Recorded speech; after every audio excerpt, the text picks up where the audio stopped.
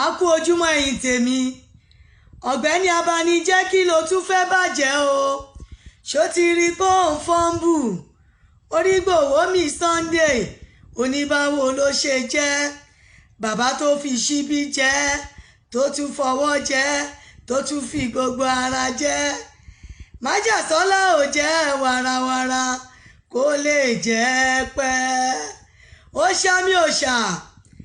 wọ́n ní ká dúpẹ́ lọ́wọ́ gbogbo yín àtẹ̀yin tẹ́ wá àtẹ̀yin tẹ́ wá àti àti àti sìnyá wa ìyá Igboho Osha owó baba dami general actor májàsọ́lá ọ̀gá wa abẹ́ẹ̀rí ayé ń bínú ara mi o wọ́n tẹranko sínú igbó láláì mọ̀ pé o inú igbó tán tẹranko sí o inú igbó ṣàlẹ̀ ẹranko ń gbé ayé ń bínú ara mi o wọ́n tẹ̀yẹ sáfẹ́fẹ́ láláì mọ̀ pé o inú afẹ́fẹ́ tẹ́tẹ́yẹ sí o inú afẹ́fẹ́ ṣàlẹ̀ yẹ ń gbé general actor aláyé bínú ara mi o wọ́n tẹja sí inú ibú láláì mọ̀ pé o inú ibú tó tẹja sí o inú ibú ṣàlẹ̀ ẹja ń gbé Osha wọ́n ní mo kéré ara mi o àṣà kì í kéré títí débi inú igbó kó má lè fò ọ̀nà tó mi bá wọnú àgbọ̀n o Igboho Osha kò sẹ́ni tó yé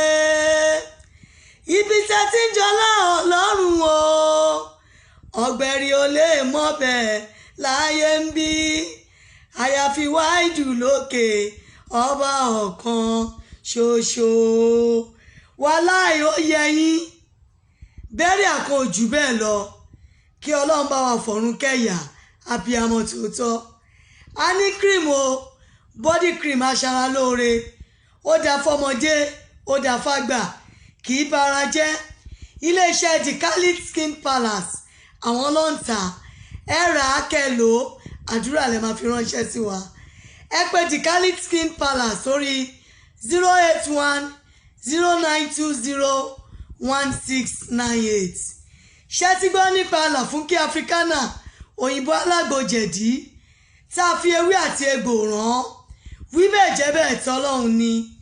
agbójẹ̀bí olóyin lẹ̀ ń wò yìí agbójẹ̀dí olóyin òun lẹ̀ ń wò lórí screen yìí látọwọ́ làfúnkẹ́ africana ni kò sẹ́ni tó rà á tí ò dúpẹ́ lọ́wọ́ wa ẹ tètè lọ ra ti yín awogba àrùn ni ó dáa fún ọkùnrin lọ́pọ̀lọpọ̀ ẹ pè làfúnkẹ́ africana sórí +1 281 886 2468 US ló wà ní Texas wọ́n ní distributor ní London Canada Dubai àti Nigeria tested and trusted.